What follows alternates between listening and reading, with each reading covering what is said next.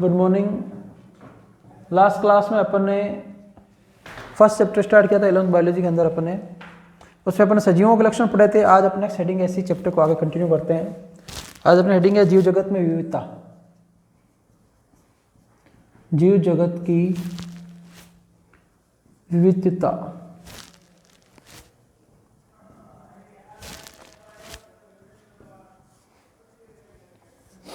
कि भाई जो जीव जगत है उनमें क्या विविधता पाई जाती है, विविधता मतलब क्या अंतर पाया जाता है, उनकी बात करने वाले हैं। देखिए कि पृथ्वी पर पादप जंतुओं की विभिन्न जातियां पाई जाती है। जैसे आपको पता है बहुत सारी जातियां पाई जाती है और प्रत्येक जाति के अपने विशिष्ट लक्षण होते हैं। मतलब कोई भी जाति जो पाई जाती है अपने विशिष्ट लक्षणों की वजह से उसको अपन अलग जाति बोलते हैं। और इन जातियों को व्यवस्थित करना एक कठिन कार्य था। मतलब आपको पता है आज के समय जो वर्गीकरण किया गया, अभी पढ़ेंगे आगे, वर्गीकरण मतलब जिनमें समानता है, समान गुण पाए जाते हैं, उनको साथ में रखा गया। तो मान लीजिए अपन पर्टिकुलर किसी एक वंश का अध्ययन के लिए उसमें एक वंश के अंदर 100 जाति हो सकती है, 200 जाति हो सकती है, 500 हो सकती है। वंश के अकॉर्डिंग, वंश बड़ा होता है छोटा होता है उसके अकॉर्डिंग। पृथ्वी पर देखो लगभग कितने आपके, क्या अपन पृथ्वी पे बात करें, पृथ्वी पर लगभग 1.7 से 1.8 मिलियन, मिलियन का होता है 10 लाख, ठीक है ना। तो ये आपके 17 से 18 लाख जीवों की जातियां पाई जाती है। कि भाई पृथ्वी पर अपन जीव जातियों की बात करें तो पृथ्वी पर लगभग कितनी पाई जाती है, मिलियन बोला तो 10 लाख, तो कम से कम 17 से 18 लाख आपके क्या पाई जाती है, पृथ्वी पर आपके जीव जातियां पाई जाती है। उसे हम क्या कहते हैं, जैव विविधता। जैव विविधता मतलब होता है पर्टिकुलर जगह पे कितनी अलग अलग प्रकार की जातियां पाई। जैसे मैं आपको सिंपल सी बात करूं, जैसे आपको ये बोर्ड दिख रहा है कि इस बोर्ड पर मान लीजिए एक ही प्रकार के पादप है, ठीक है, एक समय के लिए। और मान लीजिए एक और इसी जगह पे इतनी जगह कोई और है जिसपे आम के भी पादप है, इमली के भी हैं, बरगद भी है, पीपल भी है, नीम भी है, अमरूद है, अनार है, सब है। तो जैव विविधता किसकी ज्यादा होगी, जिनमें अलग अलग प्रकार के पौधे होंगे। तो यहाँ पे आपके पृथ्वी पे 17 से 18 लाख, ठीक है, जीव जातियां में पादप और जंतु कमांड है, इतनी जातियां उपस्थित है। तो इसे क्या कहा जाता है, जैव विविधता। कि जीवों में पाई जाने वाली विविधता क्या कहलाती है, जैव विविधता। पर्टिकुलर जैसे एक जगह पे मान लीजिए 100 शेर है, ठीक है, या 100 हिरन है, तो उनकी जैव विविधता कम है। लेकिन एक ही जगह पे 100 अलग अलग प्रकार के जंतु है, कुत्ता भी है, बिल्ली भी है, शेर भी है आपके, ठीक है, चीता भी है, ठीक है, और आपके तेंदुआ भी है, ठीक है, हिरन भी है, आपके भैंसे भी है, खरगोश भी है। तो उनकी जैव विविधता ज्यादा है। तो ये आपके पृथ्वी पर क्या कहा जाता है, 17 से 18 लाख का पादप आपके जीव जातियां पाई जाती है, ठीक है। इसे हम क्या कहते हैं, जैव विविधता। और आज भी निरंतर रूप से पादपों व जंतुओं की नई जातियों का पता चल रहा है। कैसी बहुत सी जातियां जिनके बारे में अभी नई खोज हो रही है, जिनके बारे में उनका लक्षण नहीं पता, उनके गुण नहीं पता, उनकी विशेषता नहीं पता है, उनकी भी खोज हो रही है। कुछ विलुप्त होते हैं तो कुछ चीज़ों की नई खोज आ जाती है, लेकिन संख्या बनी रहती है। यार ऐसी पृथ्वी पर बहुत सी जातियां हैं जिनके बारे में अपन को भी नॉलेज भी नहीं, पूरे अच्छे तरह से जानते भी नहीं। तो इससे भी बड़ी समस्या है कि प्रत्येक जीव का नाम विश्व की हर भाषा में अलग अलग होता है। देखिए सिंपल सी बात है, अभी अपन पढ़ेंगे नामकरण पद्धति पढ़ेंगे, उसकी क्या आवश्यकता पड़ी उसकी भी बात करेंगे। कि भाई आप जैसे एक सिंपल सी बात करें, डिस्ट्रिक्ट की बात, डिस्ट्रिक्ट में किसी जाति को अलग बोला जाता है, अदर डिस्ट्रिक्ट में जाएंगे तो फर्क आ जाता है। अब आप सोचे राजस्थान राज्य के अलग अलग डिस्ट्रिक्ट में इन चीज़ों का फर्क आ जाता है। तो आप सोचे राजस्थान जैसे राज्य भारत में कितने, और बाहर जैसे देश पूरे विश्व में कितने, तो पूरे विश्व में इनके अलग अलग नाम हो गए। तो ये भी एक समस्या का कारण था। तो जिससे क्या हो गया, जीवों को पहचानना व जानना क्या हो गया, कठिन होता जा रहा था। भाई एक तो जैसे मान लीजिए कोई बैठे वैज्ञानिक अलग अलग देशों के, वो आम की बात कर रहा है, अपन आम कहते हैं, किसी मान लीजिए कोई उसको कोई और कह रहा है, अब वो खुद ही किस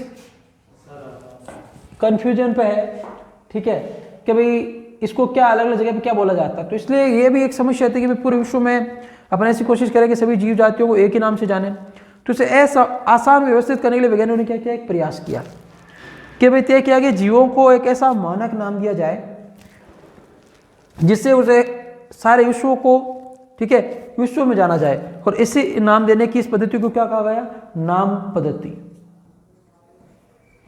क्या कहा गया, नाम पद्धति, या इसे कहते हैं नामकरण पद्धति।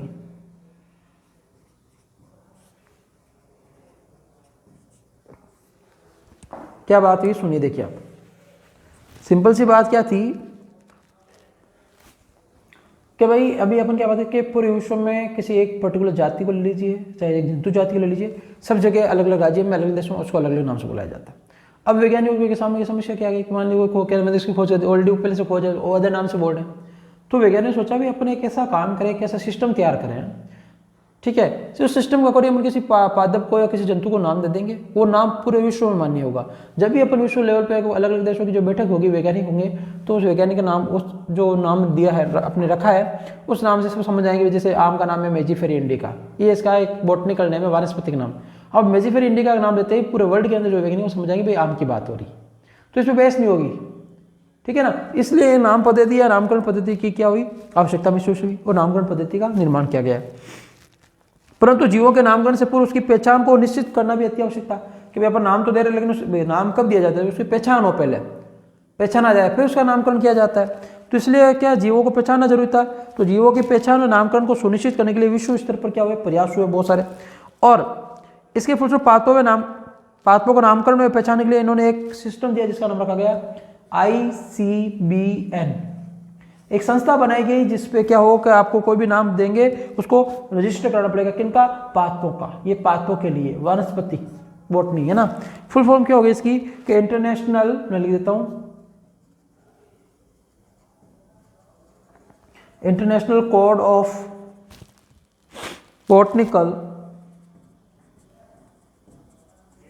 Botanical nomenclature.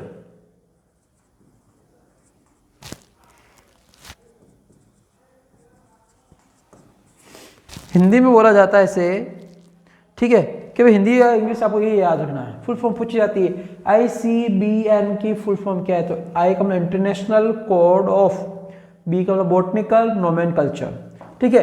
ये एक ऐसी संस्था बनाई गई जिसके अंदर आप कोई भी पादपों से संबंधित उसकी पहचान और नामकरण करते हैं, इस संस्था में आपको रजिस्टर्ड कराना पड़ेगा। ये संस्था ही उसको आपको बताएगी भी आपके आप जो खोज कर रहे हो, नामकरण कर रहे हो, ये पहले नहीं है, ये यही आपको नामकरण प्रमाणित करेगी। उसी प्रकार जंतुओं के लिए कौन सी संस्था है, तो इसका जंतु वाली जो संस्था है उसका नाम रखा गया ICZN, ठीक है। ये किसके लिए थी, जंतुओं के लिए। देखो बहुत महत्वपूर्ण है, एग्जाम में पूछे जाते हैं। ICZN क्या है कि इंटरनेशनल, ठीक है, इंटरनेशनल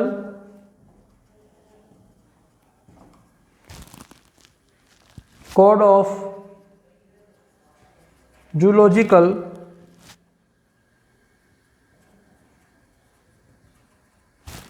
नोमेनकल्चर,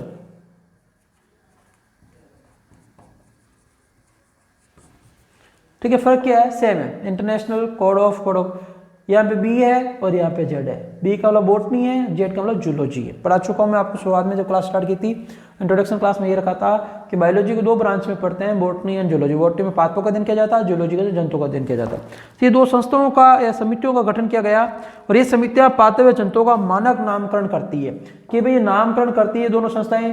जंतुओं का कारण ये संस्था करेगी, पादपों का कारण ये संस्था करेगी। ये मानक नामकरण तय करती है, इसके द्वारा नाम दिया गया वो प्रमाणित होता है, मान्य होता है।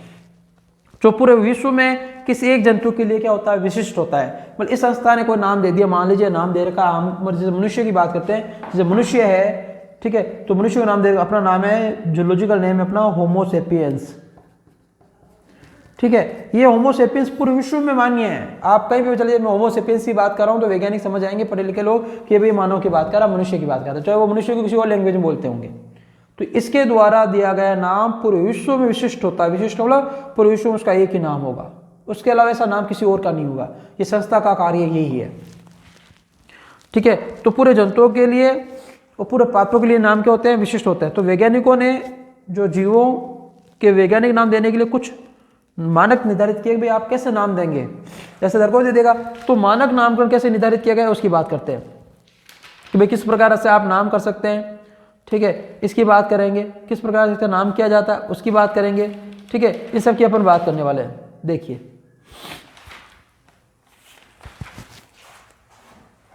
कि मनुष्य के नामकरण पद्धति, देखिए अपन किसी भी जीव का नामकरण कैसे करते हैं उसकी देखिए कुछ नियमावली है, उसको फॉलो करना पड़ेगा। देखिए इसको थोड़ा रफ कर लेता हूं मैं।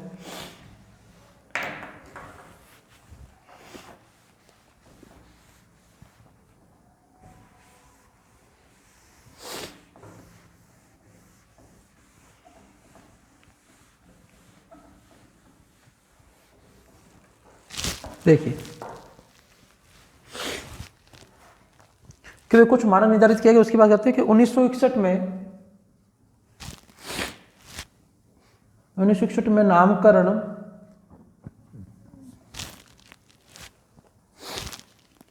नामकरण की इस नियमावली को संशोधित किया गया था, चेंज किया गया था 1961 के अंदर। पहले अलग थी, अब 1961 में इसको क्या किया गया, संशोधित किया गया, कुछ परिवर्तन किया गया। क्या परिवर्तन किया गया देखिए, इसमें पहला पॉइंट क्या कहता है देखिए, कि आप किसी भी नामकरण करना चाहते हो उससे पहले क्या है कि जीवों के नामकरण के लिए द्विपद नाम की व्यवस्था है, कि भाई आप किसी भी जीव का नाम करेंगे उसके लिए 2 पद देने पड़ेंगे। तो जीवों के नामकरण के लिए द्विपद व्यवस्था है। द्विपद की व्यवस्था का मतलब हो गया कि जीव का जो नाम है 2 पदों में दिया जाएगा। 2 पद कौन से, कि जो प्रथम पद होगा और एक होगा द्वितीय पद। पहला नियम यही है कि भाई आप किसी भी जीव का नाम कोई भी दे सकता है। जिस दिन आपने कोई किसी जीव की पहचान की, ऑलरेडी पहले से उपस्थित नहीं है, तो आप उनको नामकरण आप अपने हिसाब से कर सकते हो, कोई बड़ी बात नहीं है। जो प्रथम पद है और द्वितीय पद है, प्रथम पद उसका वंश का होगा और द्वितीय पद क्या होगा, जाति का होगा। पहला पॉइंट क्या रहा कि आप किसी भी जीव का नामकरण कर सकते हैं। शर्त क्या है कि ये कुछ नियम हैं जो आपके ICBN और ICZN के द्वारा दिए गए हैं। इन आप कोई भी नामकरण करें, इन नियमों को फॉलो करना जरूरी है, ठीक है। तो इसमें जो भी नाम दिया जाएगा 2 पदों में दिया जाएगा। 2 द्विपद मतलब प्रथम पद द्वितीय पद। प्रथम पद क्या कहेगा, वंश, और द्विपद क्या कहेगा, जाति। कि पहला पद जो है वो किसका होगा, वंश का होगा, दूसरा पद किसका होगा, जाति का होगा, ठीक है। दूसरा पॉइंट की बात करते हैं, देखिए कि प्रत्येक जीव के नाम में वंश का नाम अंग्रेजी के वर्णमाला के बड़े अक्षर से लिखा जाता है। कि जब आप वंश का नाम लिखेंगे तो इंग्लिश के कैपिटल लेटर में लिखेंगे, बड़ी ABCD में लिखेंगे। किसमें, कैपिटल लेटर में लिखेंगे। पहला अक्षर जो आपके किसका, वंश का जो पहला अक्षर लिखते हो किसमें लिखेंगे अपन, कैपिटल लेटर में लिखेंगे। कैपिटल लेटर का मतलब होगा अंग्रेजी के बड़े अक्षर में लिखेंगे। और जाति का जो आप यदि अंग्रेजी में लिख रहे हैं तो बात करें, ठीक है। और जाति का नाम जब आप अंग्रेजी वर्णमाला का अकॉर्डिंग क्या करेंगे, स्मॉल लेटर में लिखेंगे, छोटी ABCD में लिखेंगे, ठीक है। भाई एग्जाम्पल की बात करेंगे कैसे, तो इस प्रकार से शुरू किया जाता है। पहला 2 पद, प्रथम पद द्वितीय पद। दूसरा पॉइंट क्या कहता है कि भाई आप जब भी नाम लिखे हैं, वंश का नाम जो है आपके, इसका वंश का पहला अक्षर कैपिटल लेटर में, जाति का पहला अक्षर जो है इस आपके फर्स्ट लेटर जो लिख रहे हैं आप, ठीक है, ये स्मॉल लेटर में होना चाहिए। अंग्रेजी की आपके वर्णमाला के छोटे अक्षर होने चाहिए, छोटी ABCD बोलते हैं जिसे अपन, बड़ी ABCD। तीसरा पॉइंट क्या कहता है उसकी बात करते देखिए, कि जंतु जगत में किन्हीं 2 वंशों के अंतर्गत एक जाति का नाम समान नहीं होना चाहिए। कि भाई 2 वंशों में, जैसे आप वंश का नाम, जाति का नाम कहीं पे भी वापस समान नहीं होना चाहिए, कि 2 वंशों के अंतर्गत एक जाति का नाम समान नहीं होना चाहिए। इसी प्रकार एक वंश में किसी 2 जातियों के नाम समान नहीं होने चाहिए, कि वंश के अंदर 2 जातियों का नाम समान नहीं होना चाहिए, ठीक है। इस चीज़ का अपन को ध्यान रखना चाहिए, क्योंकि वंश के अंदर 2 जातियों के नाम समान नहीं होना चाहिए। 2 जातियों के नाम समान नहीं होने चाहिए, मतलब यूनिक होने चाहिए। जातियां समान नहीं होनी चाहिए, वंश समान रहेगा, जातियां अलग अलग रहनी जरूरी है। या 2 अलग अलग वंश है तो उनके अंदर भी जातियों का नाम समान नहीं होना चाहिए। नेक्स्ट पॉइंट क्या कहता है देखिए, कि किसी एक वंश या जाति का नाम यदि भिन्न भिन्न वैज्ञानिक या भिन्न रख दे तो सर्वप्रथम प्रकाशित नाम ही मान्य होगा। मान लीजिए किसी ने पर्टिकुलर किसी चीज़ की खोज की, मान लीजिए किसी ने आम की खोज की, उसने उसका अलग नाम लिखा, दूसरा इसने कहा नहीं गलत है, मैं इसको इस हिसाब से लिखूंगा। तो हमेशा एक चीज़ ध्यान रखना कि किसी एक वंश या जाति का नाम यदि भिन्न वैज्ञानिक भिन्न रख देते हैं तो सर्वप्रथम प्रकाशित जो नाम है वो ही मान्य होगा। कि भाई आपने जैसे किसी नाम का नाम मेजिफेर इंडिका है, उसने कहा नहीं मेजिफेर इंडिका में तो कुछ और रखूंगा, तो इनमें से जो पहले दिया गया नाम होता है वो क्या होता है कि सर्वप्रथम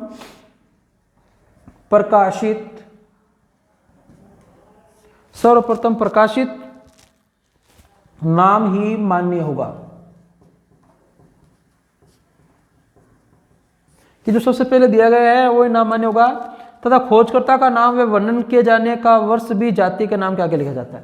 कि भाई आपने क्या करना है, जैसे एग्जांपल देता हूं मैं आपको समझाने के लिए किस प्रकार से इस चीज़ को, देखो अभी तक जो पढ़ा वो समझ में भी आ जाएगा। कि भाई आपने वैसे एक वैज्ञानिक मान लीजिए उसने किसी एक का नाम दिया, तो अपन को क्या करना है, तरीका क्या है सबसे पहले कि पहले तो आप जैसे इसमें एग्जाम्पल लिखते हैं कि सर्वप्रथम आप क्या कीजिए, वंश का नाम लिख कीजिए। वंश का नाम लिख दिया टीनिया, हिंदी में लिख दिया, ठीक है, टीनिया सोलियम। ये सोलियम क्या होगी, जाति होगी, टीनिया क्या होगी, वंश होगा। अब किसने दिया, ठीक है, तो इसके आगे वैज्ञानिक का नाम लिख दिया लीनियस, और सन का नाम लिख दिया 1798। तो ये क्या हो गया पता चल गया कि भाई लीनियस ने दिया 1700। अब आप मान लीजिए कोई वैज्ञानिक नहीं, इसका नाम चेंज करूंगा, ठीक है, वो इसके बात करा तो ये नाम ही मान्य होगा, ठीक है। जो सबसे पहले नाम दिया जाता है वही क्या होता है, मान्य होता है। इसके आगे बात करते हैं, देखिए नेक्स्ट पॉइंट की, कि सभी नाम लैटिन भाषा या लैटिनीकृत भाषा में लिखे जाएंगे। जितने भी नाम लिखे जाएंगे किस भाषा में लिखे जाएंगे, लैटिन भाषा में लिखे जाएंगे। इस चीज का भी ध्यान रखना। क्यों लिखा जाता है, लैटिन भाषा सबसे विश्व की सरल भाषाओं में गिनी जाती है, ज्यादातर इसका सब जगह प्रयोग होता है। उसके बाद के वैज्ञानिक नाम इटालियन लिपि या तिरछे अक्षरों में लिखा जाना चाहिए, कि बजाय इंग्लिश में लिखा जाए, हिंदी में वैज्ञानिकों का नाम जो आप लिख रहे हैं, पादप या जंतु का नाम, ठीक है, कैसा होना चाहिए, तिरछे अक्षरों में होने चाहिए, तिरछे अक्षरों में। देखो एग्जाम, अभी मैं लास्ट में एक एग्जाम्पल लिखूंगा, पूरे नियमों को फॉलो करता लिखूंगा। और इसके बाद में बात करें कि यदि नाम हाथ से लिखा जाए तो वंश व जाति के नाम को अलग अलग रेखांकित करना। जैसे भी हाथ से लिखा तो इसको अलग ऐसे रेखांकित करना है, इसको अलग रेखांकित करना है। तो वंश व जाति के नाम को अलग रेखांकित करना है, अलग अलग रेखांकित करना है। कब, जब आप इनके नाम क्या हो, हाथ से लिखते हो, या टाइपिंग हो तो एक अलग बात है, ठीक है। और उसके बाद में बात करते हैं, जैसे अपन बात एग्जाम्पल लिखते हैं कुछ। सबसे पहले मनुष्य का लिखते हैं समझने के लिए। मनुष्य, मनुष्य का नाम क्या है, होमोसेपियंस। मैं इंग्लिश में लिख देता हूं, देखो होमोसेपियंस। तो पहला वंश का नाम क्या आ गया, कैपिटल लेटर में आ गया होमो, फिर सेपियंस, एस क्या आएगा, छोटी एबीसीडी का।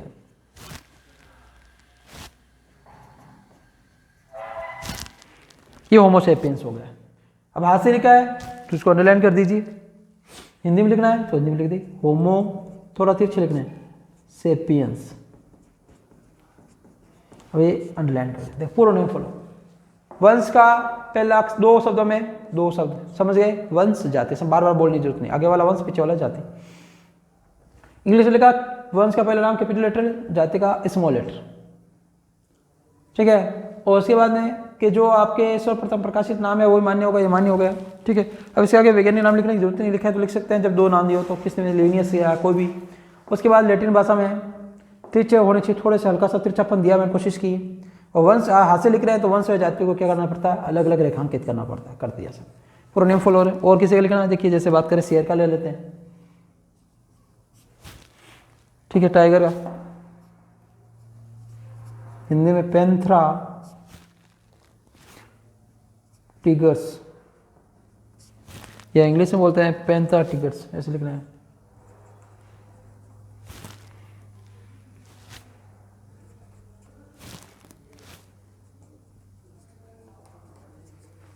इस प्रकार से, तो ये कुछ इस प्रकार से नाम लिखे जाते हैं कि उपरोक्त दी गई पद्धति है। अब देखिए बात करिए द्विनाम पद्धति किस वैज्ञानिक ने दी। अपने नियम पढ़ लिए, द्विनाम पद्धति अकॉर्डिंग नाम दिया जाता। अब इसके बारे में पढ़ते हैं कि ये पद्धति किसने दी, ठीक है, उसकी बात करते हैं। देखिए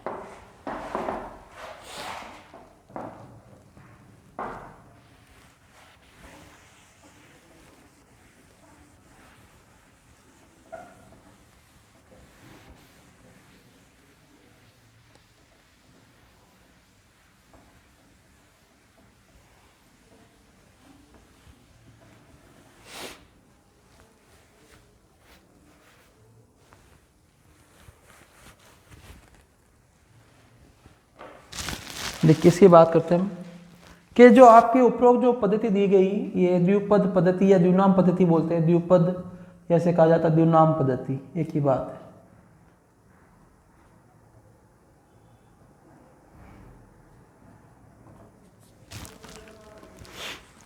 ठीक है, अब इसकी बात करते, देखिए इसकी एक अच्छी सी जानकारी किसने क्या दी। देखिए कि भाई द्विनाम पद्धति जो है, इसकी पद्धति बारे में जो है लीनियस ने, पूरा नाम था कैरोलस लीनियस, ठीक है। कैरोलस लीनियस ने अपनी पुस्तक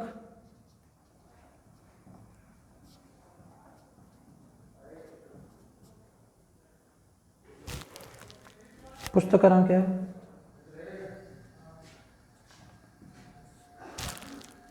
सिस्टमा नेचुरी,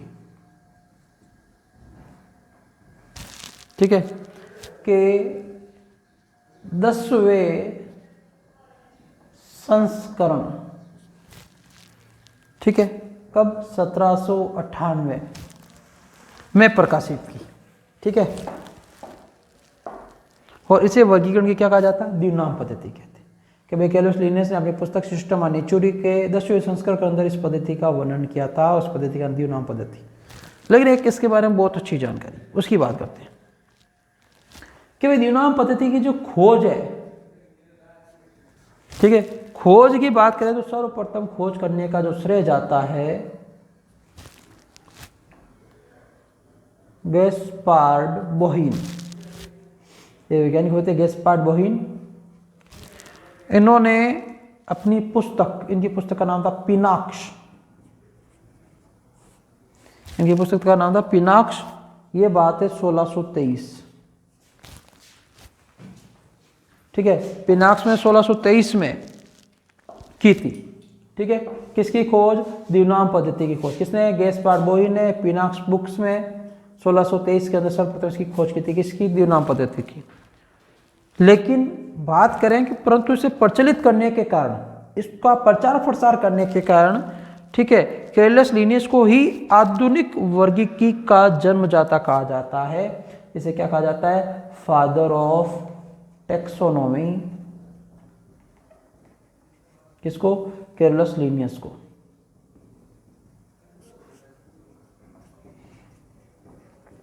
ठीक है, कि भाई इस जो वर्गीकरण पद्धति का जो प्रचार प्रसार सबसे ज्यादा किया वो किसने किया था, कैरलस लिनियस ने किया था, ठीक है। तो द्विनाम पद्धति यदि ऐसा पूछा है कि भाई द्विनाम पद्धति प्रकाशित किसने की, किसने दी, तो सिस्टम ऑफ नेचर किताब में कैरलस लिनियस ने। लेकिन इसके खोजकर्ता कौन थे, कि सर्वप्रथम द्विनाम पद्धति के खोजकर्ता कौन थे, तब तो गैस्पार्ड बोहिन आएगा। लेकिन ये पूछा जाए द्विनाम पद्धति का प्रचार प्रसार या द्विनाम पद्धति किसने दी, तो आपके कैरलस लिनियस ने। खोज पूछ ले तब तो गैस्पार्ड बोहिन, किताब पिनाक्स। ऑप्शन देख लीजिए कितना डिफरेंस है, 125 वर्ष का डिफरेंस है लगभग। इस बंदे ने 125 वर्ष पहले बात बता दी कि द्विनाम पद्धति होनी चाहिए और ऐसा कुछ होना चाहिए। लेकिन वर्णन, प्रचार प्रसार करने का, अधिकतम पात्रों का नामकरण करने का, यह कार्य किसने किया था, कैरलस लिनियस ने किया था। इसलिए इसे फादर ऑफ टेक्सोनॉमी या फादर ऑफ क्लासिफिकेशन भी कहा जाता है। वर्गीकरण का पिता भी किसे कहा जाता है, कैरलस लिनियस को ही कहा जाता है। अब देखिए इसके आगे बात करते हैं कुछ, कि जीवों के नामकरण के पश्चात वैज्ञानिकों के सामने एक नई समस्या उत्पन्न हुई कि उनके अनुसार सभी जीवों का अध्ययन करना आसान नहीं है। ये पहले नाम कर दिया, चलो ठीक है। अब उनके बाद उनको लगा भी यार इतने कम से 17-18 लाख से कम अधिक से जातियां हैं, ये सबका नाम अपन को याद करना आसान काम नहीं, सबका नाम अपन नाम नॉमिनेशन नहीं कर सकते। तो उन्होंने क्या किया कि इसलिए कुछ ऐसी पद्धति विकसित की जाए जो जीवों का क्या कर सके, अध्ययन आसान हो जाए। कि भाई ऐसी पद्धति विकसित करें जिससे जीवों का क्या हो जाए, अध्ययन आसान हो जाए।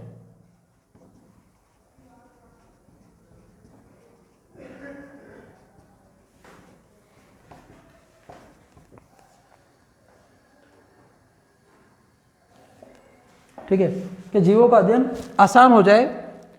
और इसके बाद इन्होंने क्या किया फिर, कि भाई जीवों का अध्ययन आसान करने के लिए इसलिए कुछ ऐसी पद्धति विकसित की जाए, ठीक है। तो इन्होंने क्या किया, वर्गीकरण को आधार बनाया। इन्होंने मुख्य आधार क्या लिया कि इनका वर्गीकरण करना जरूरी है। वर्गीकरण कैसे, कि जिनके गुण समान मिले होंगे एक साथ रख दो, ठीक है। इससे क्या होगा, एक वंश का अध्ययन क्या, उसकी कम से कम 100 जातियों का अध्ययन हो जाएगा। तो इसलिए इन्होंने क्या किया कि भाई वर्गीकी, ठीक है, कि वर्गीकरण को आधार बनाया। अब देखिए क्या वर्गीकी क्या होता है, टेक्सोनॉमी बोलते हैं इंग्लिश में, वो क्या होती है उसकी बात करते हैं, उसकी क्या विशेषता है, उसके क्या पॉइंट है, उनकी बात करेंगे। देखिए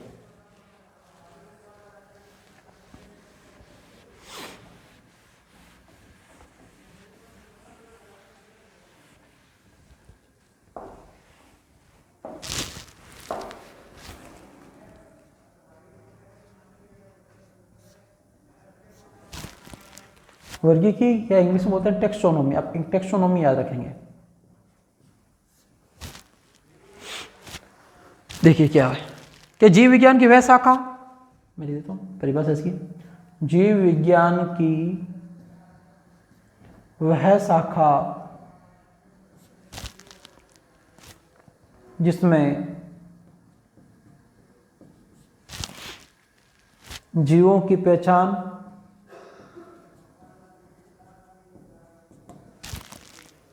नामकरण, जीवों की पहचान, नामकरण, वर्गीकरण के नियमों व आधार का अध्ययन किया जाता है,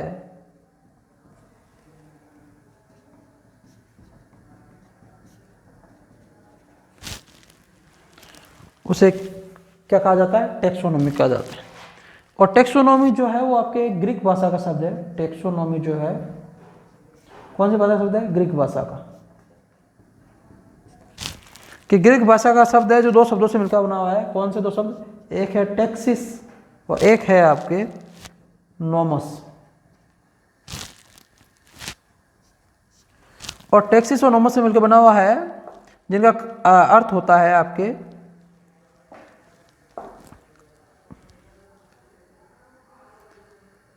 किसका अर्थ होता है? वर्गीकरण व नियम। इसका क्या होता है कि इसका अर्थ क्या होता है कि वर्गीकरण व नियम, कि भाई इसका सामान्य दो शब्दों से मिलकर टेक्सिस व नोमस से मिलकर बना हुआ है, जिनका अर्थ होता है आपके वर्गीकरण व नियम, कि भाई वर्गीकरण व नियम।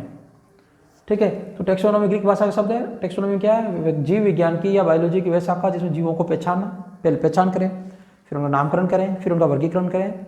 ठीक है, फिर वर्गीकरण के नियमों व आधार का अध्ययन किया जाता है, उसे क्या कहा जाता है? टेक्सोनोमी कहते हैं। ठीक है, अब देखिए कुछ बात करते हैं इनके आगे कि सभी जीवों को विभिन्न टेक्सा में वर्गीकृत किया गया है। ठीक है, अलग अलग भागों में वर्गीकृत किया गया है। ठीक है, तो वर्गीकी में निम्न मुख्य आधार बने जाते हैं कि जीवों के प्रमुख लक्षण, उसके बाद उसको पहचानना, उसके बाद उसका वर्गीकरण करना, फिर उसका क्या करना? आपके नामकरण करना। तो अब देखिए ये अपन इन पॉइंट की बात करने वाले हैं कि किस प्रकार से इनका वर्गीकरण किया जाता है, किस प्रकार से इनका नामकरण किया जाता है। ठीक है, इन सब की बात जो है अपन आपके सामान्य सी बात है, इन सब की बात जो है अपन नेक्स्ट क्लास में करेंगे कि भाई किस प्रकार से इनका वर्गीकरण किया जाता है। ठीक है, किस प्रकार से इनका नामकरण किया जाता है, क्या पहचाना जाता है, किस आधार पर इनको रखा जाता है। फिर उसके बाद अपन इनके और आगे जो जाते कुछ संकल्पनाएं, कुछ परिभाषाएं, उनकी बात करेंगे। तो आज के लिए इस क्लास में इतना ही। बहुत बहुत धन्यवाद। बाकी नेक्स्ट क्लास में बात करेंगे।